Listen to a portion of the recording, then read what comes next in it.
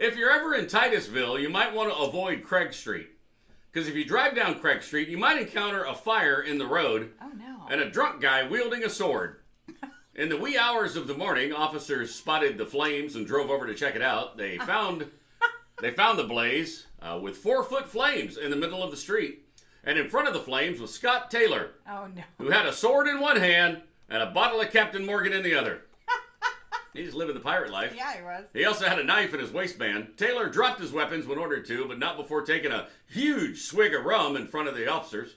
And then when he got to the station, he damaged a fire sprinkler, causing flood in the booking room. Uh-oh. Shockingly, this was the 6th time cops have visited Taylor in the past 6 months. Oh, my gosh. Over illegal burns in the middle of the street. Huh.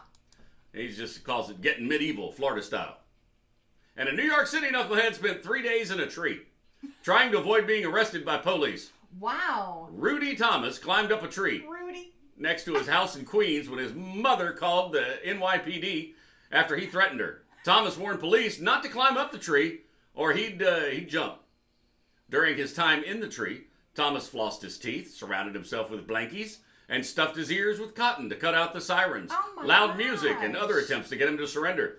He finally came down out of the tree after a local pastor assured Thomas that no one wanted to hurt him. A neighbor told police that Thomas had been up that tree before, about 3 or 4 times at a time, or 3 or 4 days at a time. Wow. This is only the first time the police have actually been called. What a squirrely situation. A squirrel. Just leave him up the tree. Problem solved. Just leave him up there, right? No. Anyway, those are your knuckleheads. You can find those stories and more at Mel and Scott in the Morning on Facebook, as well as Gator Country 101.9. And our YouTube channel, just go to youtube.com/Mel and Scott in the Morning.